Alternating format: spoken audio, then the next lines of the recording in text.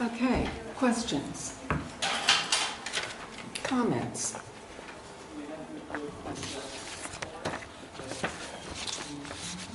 I had a question for our first speaker.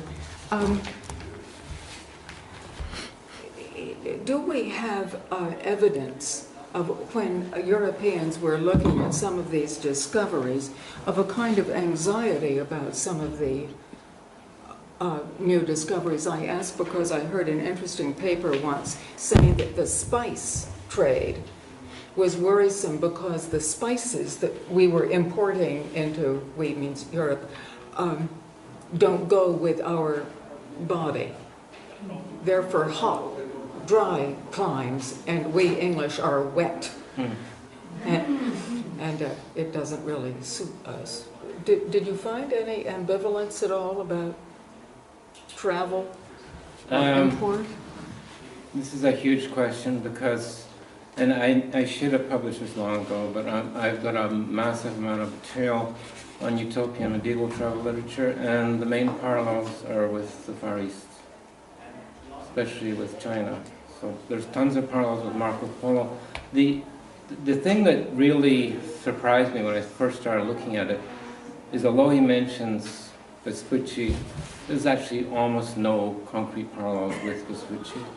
The only uniquely South American feature in Utopia is the feather headdresses of the priests. Even the communes, there were communes in New Guinea that Marco Polo describes in the 13th century, 13th and 14th century. And Marco Polo was not the only traveler. There were a whole bunch of other medieval travelers who came back to the West, wrote their accounts. And the ones that were written in the vernacular were translated into Latin, and several of them were actually written in Latin. And they were either all available in print, Marco Polo was certainly available in print, or they were circulating in manuscript in England at the time. So Rubric and Odoric de Pordenone were both available in manuscript form in England. So I need to put this down and publish it for someone else kind of discovers what I've been doing. Yes. So yeah, it's not just in a way, it's not just the discovery of the Americas, because the problem is that at the time I was writing Utopia, still there had almost no really concrete accounts. And the four voyages is partly a forgery. We know, and even Moore indicates when he talks about the last three of the four voyages, there was already serious questions about reliability of the text in the 16th century. We know for sure that Vespucci was on two voyages. He may have been on a third one. He was not actually a commander of a ship. He went as a merchant, and his main achievement was cartographical. So he gets the credit because he came back to Europe and gave them the coordinates. And he wrote an account in which he kind of puts himself, he was shameless self-advertising. That's what we're talking about, you know. Whereas Columbus was a kind of late medieval visionary dreamer, Vespucci is very much the Renaissance man trying to promote himself, and you know, so he steals the credit for discovering America from Columbus. And what would Moore have known about that? Would he have sensed a difference between Columbus and Vespucci? Well, you know, Columbus was reading Marco Polo, not in the first voyage, probably, but in the second voyage, and with all these Oriental references in Utopia that people just ignore, like the Romans and the Egyptians, the Persians and the Greeks. So there are several different layers. There's classical layer and there's a medieval layer. And in a sense, because Utopia is nowhere, it's everywhere. So you can take different bits and pieces from travel literature from many different parts of the world, and also different periods of time. It's not only nowhere, it's also no when. As Bude picked up, Utopia, Neverland, right? So it appears to exist in a kind of timeless void, although of course the introduction of Christianity will change all that, but it's also in a sense classical and medieval and Renaissance. Once it becomes Christian, then we will have folly, right? Both the bad folly and the high folly? Yeah. No more Utopia. This is a minor, well maybe... Professor McCutcheon. Yeah. You emphasize the country, the area around the Low Countries, but I've always thought that the representation of Hippolyte as from Portugal is particularly important because Portugal was really very important at that time. And there's it already had many, many slaves, for example, in Lisbon. And it's sort of eye-opening when I discovered was reading something about early 16th century Portugal, how, in a sense, greedy and all the things that entrepreneurial and wanting gold. It wasn't just so much the spices, but they wanted gold. They wanted everything that they could bring back to Portugal. So that there's a real contrast between Hippolyte giving up his own, he leaves it to his nephews or something. And the greed and the really horrible picture of Lisbon and so on at that time. And it has always seemed to me that not enough has been made of that as a kind of undercurrent to what's going on. That's why I brought the Portuguese in, because I've actually dealt with this in conference papers at RSA and elsewhere, which are unpublished, but I do also have a couple of online articles published in 1999, one in EMLS and the other in Renaissance Forum, that deal with those issues. But in 1515, the big success story was Portugal, not Spain. They'd only colonized the Caribbean, they had not yet conquered Mexico. The Portuguese moved extremely rapidly. As soon as they rounded the Cape of Good Hope and they got to India, they were in Macau in 1511. They got to Malacca. They got to Macau in 1517. They got to Japan in 1537. They moved very rapidly, but theirs was a commercial empire. They set up trading posts. They didn't try to colonize until much later. Whereas the Spanish Empire, from the beginning, was colonial. And so it connects directly to trade. The Portuguese kings had a monopoly on the spice trade, but they needed money, and the Antwerp bankers gave them the money they needed.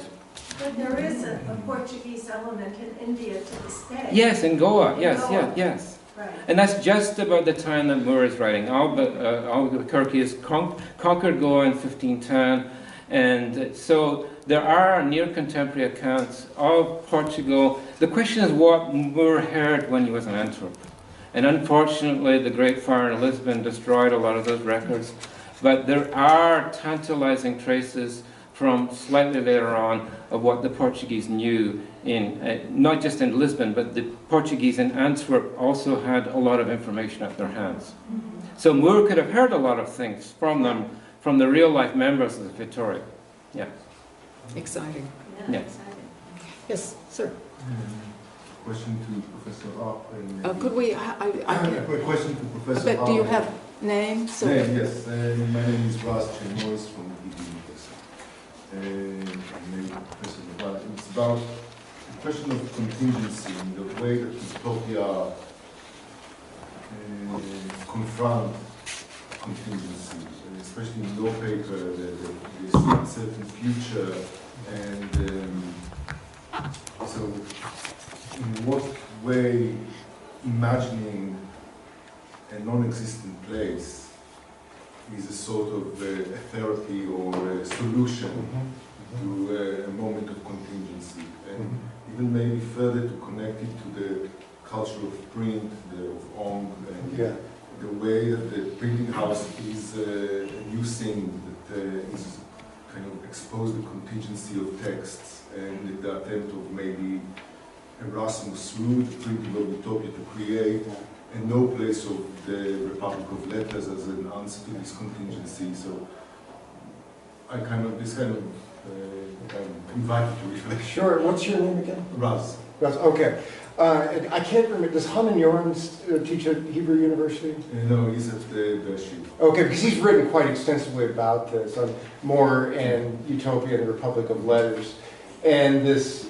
And he writes about this as an impossible attempt to create a sort of universal public of letters that honors the contingency of every moment of cognition, of intellectual, artistic exchange, and that sort of thing. Something that depends on print, you know, because this becomes a trans-European, very robustly interactive sort of place, or you know, aspiration anyway. And yeah, I think that Utopia then, and I was getting into this in those last couple of paragraphs. Dominic Baker-Smith talks about this a little bit, and Professor McCutcheon does. That part of what is happening in Utopia, I think, is this attempt to create a mindset that's more open to contingency.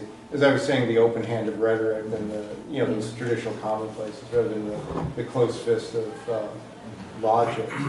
And yeah, that's interesting to connect it also to print. Because one thing that one otherness that the utopians are open to is print. And print was associated with movement. The early printers moved from place to place, setting up shop one place after another. And they created these products that themselves were meant to move around. And that created a certain anxiety. Linda Woodbridge writes about the rogue literature, where printed books were associated with rogues and prostitutes, you know, that would give away their contents for a price. Sure, and if you're trying to track down Martin Marprelate. So I think that all of this sort of, you know, I mean, I'm sort of sprawling in my own reflections here, but I think you're quite right that I think what we're seeing here is that I think we would do well to read Utopia as at least a symptom, if not an intervention, into this cultural moment that you know, because of the you know, influx of print and the printed book and the way, you know, Ong-like that is shifting human consciousness, you know, news of the other that's coming in from travel literature, whether it's fictitious or non-fictitious, it's still bringing in this expanded sense of the world. It's a moment, it seems to me, where in European consciousness and ability to somehow settle into contingency is quite urgent. It's an urgent part of the cultural project at a moment. And that's one way to read Utopia then, is as a text that is helping to condition people to be able to live in this world of heightened contingency.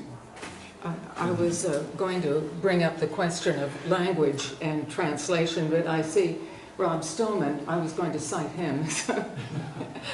I was wanting perhaps to bring our last two speakers together in conversation about a passage on, I think it was number 3 on the handout that we had from Professor Mandel. And to ask you, Dr. Hart, whether thinking ahead to that moment later in the century, you know, Philip Sidney is so happy to recruit Christ as a poet. I'm not sure whether it's more here or more as Hitler. He seems quite unwilling to recruit Christ as a rhetorician. In one reading of this passage, are there limits to contingency? Are we right up against it? As Hitler there reminds us that in the scandal of the gospel, and we must preach it openly without any hiding, without any sense of the contingency. Yeah, well, that's a really powerful question. Yes. And it's not character more, it's Hitler who brings up the rhetoric of Christ. Right. In this same exchange, in this passage where that leads into more invoking the theater of the world commonplace, Hitler says, well, what would Jesus have done? What would his language have been? Well, now here's where it becomes an historical problem. I think we now know, after the work of people like John Dominic Crossan and Paul Ricoeur, as a matter of fact, too, that you know, our tendency, or many people's tendency, to read Jesus' parables, for example, as sort of moral fables, is a terrible misreading. What we learn from this biblical scholarship is that Jesus was a very savvy rhetorician, often stirring things up and using those parables in very particular moments, often to provoke rather than simply to teach a moral lesson. And that opens up into a kind of contingency. Now again, none of this means that there is no truth. It just means that how we get there is a matter of constant negotiation. And that every true statement conceals as much as it really, I mean, I'm basically quoting Father Ong every time I say those kinds of things. So, I mean, there's a limit to contingency in the sense that contingency is always contingent in the moment in which it occurs. You know, there's something that we're to gain from it. It's not just free play of language, though we can never escape free play of language. The historical problem, and I'll just make this last one, the historical problem then is how do we bring, for me anyway, as I puzzle through this, is how do we bring the insights of Crossan, you know, the modern biblical scholarship into conversation with Moore. You know, what was Moore thinking in terms of Christ as a rhetorician? I don't think he would have wanted to say, well really, Christ is on Hythloday's side. He's really a scholastic philosopher before the letter. But Christ as rhetorician, I think that opens up a very powerful question that we need to think about further. Well, it might be a mistake to read Utopia in terms of the polemics to come.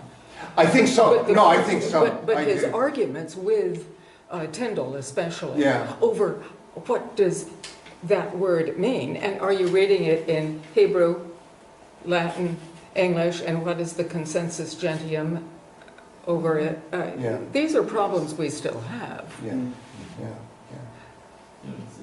Yes, I'm sorry, Rob. Yeah, I mean, later in the century, you begin to get a sense through the Junius Tremelius translation of the Bible there that there's a certain direction in Reformed Christianity that is willing to entertain notions of Christ or biblical passages as forms of poetry and sentences from current developing in the 16th century, looking at Scripture itself as a kind of rhetoric. And yet here, hard to know where the voice of Moore, the author, is. This is a striking moment. Absolutely. And there's a way in which, if there's a dialectic being built up inside the Utopia, it seems to me that there are points in the text where a wholly rhetorical sensibility as a way of understanding or history or ethics or how it is we organize communities itself is qualified in conversation with other ways of representing thought or language. Well, go ahead. No, I just wanted to make time for a comment here. Thank you. I actually want to bring those last two papers into I'm sorry, could you mention your name? Oh, sorry, of course. My name is Rex. It seemed to me that your paper was basically about Morris, or more character Morris, as you called it. I'm not sure why. And yours was a paper about Morris, and yours was a paper about Hythloday, to some extent. But actually, are either of them papers about that, or is your paper, Professor Hart, a paper about Bong and I think Derrida? Is yours, in fact, a paper about Marx and Rousseau? Are they really about this text, and are they really engaging with humanism as it was? Is it not arguable, I think, that in each case, humanism as the fashionable philosophy of its day, or fashionable what you thought of its day, has been associated, perhaps historically, with very different things? When I thought, for example, your account, just to finish, of a never-ending dialogue and an endless search for hermeneutical kind of self-consumption, is actually very different from humanism, whose critique of scholasticism was precisely that scholasticism was that kind of endlessly hermeneutical exercise which never got down to what words mean and never got down to delivering a message. Humanism was terribly unfair to scholasticism linguistically. Before you go, I just had a very small little announcement. I got interviewed recently. He wanted Skype, but my poor computer wouldn't do that, so it was just verbal. by a journalist reporting on a group of mathematicians who have been trying to figure out what the hell the right shape of Utopia would be. I like to think of it as a defective circle. Anyhow, they were trying to do the math, some of which doesn't make sense. Yes. And there is going to be a little website. They've done some very pretty maps. And I will send the website to Mariana Yeah. and to Mary Claire so that... There's an old article, I'm sorry, I'm very bad on names these days, which argued that the information, if you take a mathematical point of view, is incompatible. Exactly, Yeah. that's what they were It's talking Alan about. Nagel, Destroys Utopia it. and the Limitable It Inane. destroys itself. Yes, they were trying to, they're only mathematicians, not more Yeah. scholars, but they were trying to work it to see if you sent it far enough, you could make it make sense. If Utopia is that big or something. Anyhow, I don't know what to believe, but I just wanted to say that it will be available on the website, I hope.